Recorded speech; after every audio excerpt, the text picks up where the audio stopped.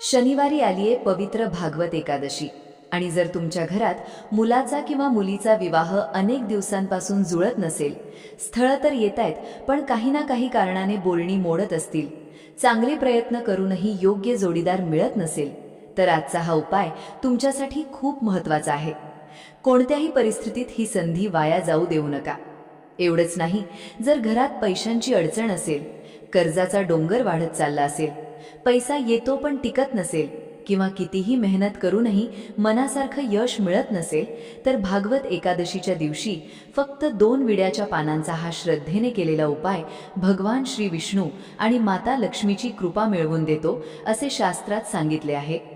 आज या व्हिडिओमध्ये हा उपाय नेमका कोणत्या वेळेत करायचा, 2 विड्याची पानं कशी वापरायची आणि व्हिडिओच्या शेवटी एक अशी छोटी पण अत्यंत महत्त्वाची गोष्ट सांगणार आहे जी अनेक जण नकळत विसरतात, त्यामुळे उपायाचं पूर्ण फळ त्यांना मिळत नाही. म्हणून हा व्हिडिओ शेवटपर्यंत नक्की पहा. मंडळी, आपण सर्वजण जाणतोच की प्रत्येक महिन्यात 2 एकादशी येतात, पण प्रत्येक एकादशीचं महत्त्व वेगळं असतं. शनिवारी आलेली भागवत एकादशी ही भगवान श्री विष्णूंना अत्यंत प्रिय मानली जाते. या दिवशी केलेली पूजा, जप, दान आणि साधे सोपे उपाय देखील अनेक पटीने फळ देतात अशी श्रद्धा आहे. मला अनेक बंधू भगिनींच्या कॉमेंट्स येतात, ताई, मुलाचं वय वाढत चाललं आहे पण विवाह काही जुळेना, मुलीसाठी चांगली स्थळं येत आहेत पण शेवटच्या क्षणी काहीतरी अडचण येते, कुंडली जुळते पण बोलणी मोडतायत, अशा अनेक समस्या आपल्या समाजात आजही दिसून येतात. म्हणूनच जर तुमच्या घरातही अशीच चिंता असेल तर उद्याची भागवत एकादशी अजिबात वाया जाऊ देऊ नका. श्रद्धेने केलेला हा छोटासा उपाय विवाहातील अडथळे दूर व्हावेत, घरात शुभ कार्याची सुरुवात व्हावी आणि योग्य स्थळ लवकर मिळावं अशी भगवान श्री विष्णूंच्या चरणी प्रार्थना करण्याची सुंदर संधी आहे. यासोबतच जर तुमच्यावर कर्ज असेल, व्यवसायात पैसा अडकला असेल, नोकरीमध्ये प्रगती होत नसेल, घरात दारिद्र्याचं वातावरण निर्माण झालं असेल किंवा एखादी मनापासूनची इच्छा अनेक दिवस पूर्ण होत नसेल, तर हा उपाय त्या सर्वांसाठीही अत्यंत लाभदायक मानला जातो. खरं म्हणजे विड्याचं पान हे आपल्या सनातन परंपरेत अत्यंत शुभ मानलं गेलं आहे. कोणतीही पूजा असो, देवप्रतिष्ठा असो, विवाह असो किंवा एखादं मंगल कार्य, विड्याच्या पानाशिवाय पूजा पूर्ण झाल्यासारखी वाटत नाही, कारण या पानामध्ये दैवी चैतन्य वास करतं अशी श्रद्धा आहे. असंही सांगितलं जातं की विड्याच्या पानाच्या अग्रभागी माता लक्ष्मीचा, मध्यभागी ज्ञानस्वरूपा माता सरस्वतीचा आणि देठाजवळ भगवान विष्णूंचा सूक्ष्म वास असतो आणि भागवत एकादशी ही श्री विष्णू व माता लक्ष्मीला समर्पित असल्यामुळे या दिवशी विड्याच्या पानाने केलेली सेवा अधिक मंगल मानली जाते. तर बघा, आता या उपायाची संपूर्ण पद्धत शांतपणे समजून घेऊया, कारण उपाय मोठा नाही पण तो श्रद्धेने आणि योग्य प्रकारे केला तरच त्याचं पूर्ण फळ मिळतं. सर्वात आधी शनिवारी भागवत एकादशीच्या दिवशी शक्यतो सकाळी लवकर उठा, स्वच्छ स्नान करा. जर घरात गंगाजल असेल तर स्नानाच्या पाण्यात काही थेंब गंगाजल टाका. गंगाजल नसेल तर चिमूटभर हळद पाण्यात मिसळली तरी चालेल. त्यानंतर स्वच्छ आणि शक्यतो हलक्या रंगाचे कपडे परिधान करा. यानंतर आपल्या देवघरात जाऊन भगवान श्री विष्णू, श्रीकृष्ण किंवा माता लक्ष्मी यांचे दर्शन घ्या. जर श्री विष्णूंची मूर्ती असेल तर उत्तमच, नसेल तर श्रीकृष्णाचा फोटो किंवा माता लक्ष्मीचा फोटो समोर ठेवूनही हा उपाय करता येतो. देवांसमोर शांतपणे तुपाचा किंवा तेलाचा दिवा लावा, अगरबत्ती किंवा धूप दाखवा. त्या प्रसन्न वातावरणात 2 मिनिटे डोळे मिटून भगवान श्री विष्णूंचं नामस्मरण करा. मनात एकच भावना ठेवा, हे प्रभू, माझ्या घरातील सर्व अडथळे दूर करा, विवाहाचे योग लवकर जुळू द्या, घरात सुख, समाधान आणि समृद्धी नांदू द्या. अनेक वेळा काय होतं, आपण पूजा करतो पण मन मात्र दुसरीकडेच असतं. अशावेळी पूजेची एकाग्रता कमी होते. त्यामुळे हा उपाय करताना शक्यतो घाई करू नका. काही मिनिटे पूर्ण भक्तिभावाने देवांसमोर बसा. आता या उपायासाठी 2 स्वच्छ, ताजी आणि कुठूनही फाटलेली नसलेली विड्याची पानं घ्यायची आहेत. देठ व्यवस्थित असलेली पानं निवडा, कारण धार्मिक कार्यात अखंड आणि स्वच्छ वस्तूंना विशेष महत्त्व दिलं जातं. ती दोन्ही पानं स्वच्छ पाण्याने हलकेच धुवा आणि स्वच्छ कापडाने पुसून कोरडी करा.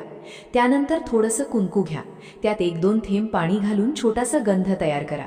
आता एखाद्या स्वच्छ काळीने किंवा अनामिका बोटाने त्या 2ही विड्याच्या पानांवर प्रेमाने ओम नमो भगवते वासुदेवाय हा मंत्र लिहा. अक्षरं अगदी सुंदर झाली नाहीत तरी काही हरकत नाही. महत्त्व तुमच्या श्रद्धेला आहे. यानंतर ती दोन्ही पानं भगवान श्री विष्णू किंवा माता लक्ष्मी समोर ठेवा. पानाचा देठ देवांच्या दिशेने राहील याची काळजी घ्या. मग त्या पानांना हळद, कुंकू, अक्षता आणि फुलं अर्पण करा. आता दोन्ही हात जोडून मनापासून प्रार्थना करा. हे श्री विष्णू, माझ्या घरातील विवाहातील सर्व अडथळे दूर करा. योग्य जोडीदाराची लवकर भेट घडवा. आमच्या घरातील दारिद्र्य दूर करा. कर्जातून मुक्ती द्या. घरात आरोग्य, आनंद आणि लक्ष्मीचा स्थिर वास राहू द्या. आमच्या सर्व मनोकामना तुमच्या कृपेने पूर्ण होऊ द्या. जर तुमच्या मुलाचा किंवा मुलीचा विवाह अनेक वर्षांपासून रखडला असेल तर या प्रार्थनेत त्याचं नाव मनात नक्की घ्या. आई वडिलांनी आपल्या लेकरासाठी केलेली प्रार्थना अत्यंत प्रभावी मानली जाते. यानंतर शक्य असेल तर एकदा विष्णू सहस्त्रनामाचे पठण करा. ते शक्य नसेल तर मोबाईलवर भक्तिभावाने श्रवण करा. त्यानंतर किमान 108 वेळा ओम नमो भगवते वासुदेवाय ह्या मंत्राचा जप करा. बघा, अनेकांना वाटतं की मोठे मोठे उपाय केल्याशिवाय देव प्रसन्न होत नाहीत, पण तसं नाही. श्रद्धेने केलेला छोटासा जप सुद्धा भगवान विष्णूंना अत्यंत प्रिय असतो. म्हणून मंत्रजप मनापासून करा. तर बघा, मंत्रजप आणि प्रार्थना पूर्ण झाल्यानंतर ती दोन्ही विड्याची पानं भागवत एकादशीच्या दिवशी रात्रभर देवघरातच राहू द्या. त्या दिवशी ती हलवायची नाहीत, कारण दिवसभर केलेली पूजा, नामस्मरण आणि प्रार्थनेचं शुभ स्पंदन त्या पानांमध्ये राहावं अशी भावना यामागे असते. दुसऱ्या दिवशी म्हणजे रविवारी सकाळी पुन्हा लवकर उठा. स्नान करून देवांना नमस्कार करा. त्यानंतर ती दोन्ही पानं अत्यंत आदराने हातात घ्या. आता एक पिवळ्या रंगाचा धागा घ्या. जर पिवळा धागा नसेल तर साध्या पांढऱ्या धाग्याला थोडीशी हळद लावून तोही वापरू शकता. त्या धाग्याने दोन्ही विड्याची पानं एकत्र हलक्या हाताने बांधा. आता इथेच अनेक जण विचारतात, ही पानं ठेवायची कुठे? जर तुमच्या घरातील मुख्य समस्या विवाहाची असेल तर ही बांधलेली 2 पानं एका स्वच्छ पिवळ्या किंवा लाल कापडात गुंडाळून तुमच्या देवघरात श्री विष्णू किंवा माता लक्ष्मीच्या फोटोसमोर 7 दिवस ठेवून द्या. त्या 7 दिवसांत रोज देवांना नमस्कार करताना मनापासून प्रार्थना करा, हे प्रभू, माझ्या मुलाचा किंवा मुलीचा विवाह कोणत्याही अडथळ्याशिवाय लवकर जुळू द्या. योग्य जोडीदाराची भेट घडवा. आमच्या घरात मंगल कार्याची सुरुवात होऊ द्या. अनेक वेळा काय होतं, विवाहाची बोलणी अगदी शेवटची टप्प्यापर्यंत जातात आणि अचानक काहीतरी अडचण निर्माण होते. अशा वेळी मन खूप खचून जातं. पण अशा परिस्थितीतही श्रद्धा सोडू नका. देवावर विश्वास ठेवून सातत्याने प्रार्थना करत राहा.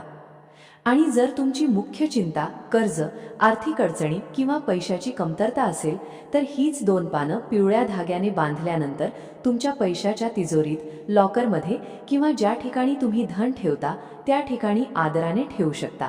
अशी श्रद्धा आहे की त्यामुळे धनप्राप्तीचे मार्ग मोकळे होण्यास मदत होते आणि अनावश्यक खर्च कमी होण्याची प्रेरणा मिळते.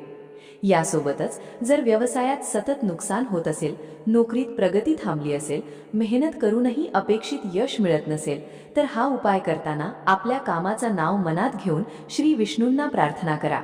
कारण भागवत एकादशी ही केवळ व्रताची तिथी नाही, तर आपल्या जीवनात शुभ परिवर्तनाची प्रार्थना करण्याची ही सुंदर संधी आहे. आणखी एक छोटी पण महत्त्वाची गोष्ट, हा उपाय करताना मनात कोणाबद्दलही राग, द्वेष किंवा वाईट भावना ठेवू नका. कारण भक्तीची खरी शक्ती ही निर्मळ भावनेत असते. जिथे मन शांत असतं तिथे प्रार्थनेचं सामर्थ्य अधिक जाणवतं.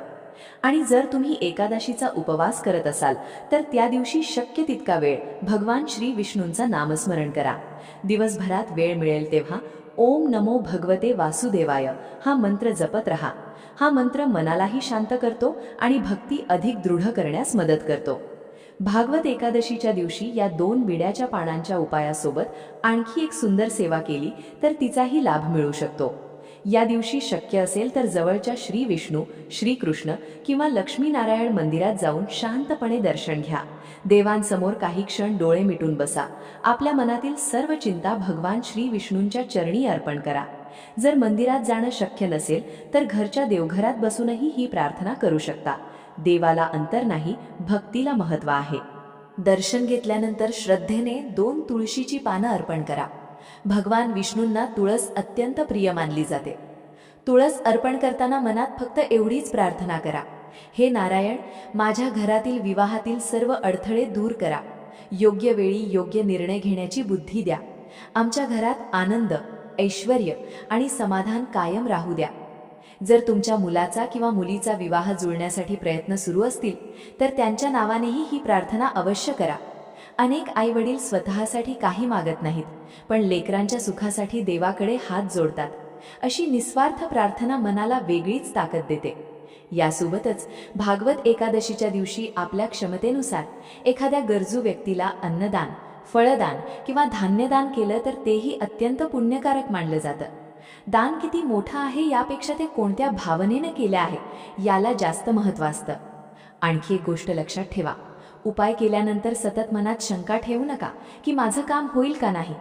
श्रद्धा आणि संयम हे दोन्ही तितकेच महत्त्वाचे आहेत. देव प्रत्येकाची प्रार्थना ऐकतो, पण प्रत्येकाला योग्य वेळी योग्य फल देतो.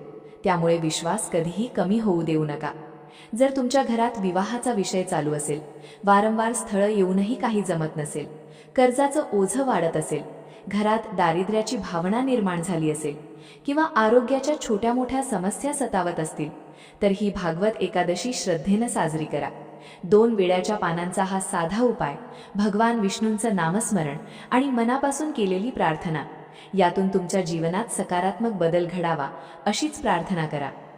शेवटी भगवान विष्णूंच्या चरणी एवढीच प्रार्थना की ज्यांनी हा व्हिडिओ श्रद्धेनं पाहिला आहे त्यांच्या घरातील विवाहातील अडथळे दूर होऊ देत, कर्जमुक्तीचा मार्ग खुला होऊ देत, दारिद्र्य नाहीसं होऊ देत, घरात लक्ष्मीचा स्थिर वास राहू देत, सर्वांना उत्तम आरोग्य, सुख, समाधान आणि मनोकामना पूर्ण होण्याचं भाग्य लाभू दे. जर तुम्हालाही भगवान विष्णूंवर आणि श्री स्वामी समर्थांवर पूर्ण विश्वास असेल तर कमेंटमध्ये नक्की लिहा, ओम नमो भगवते वासुदेवाय, श्री स्वामी समर्थ.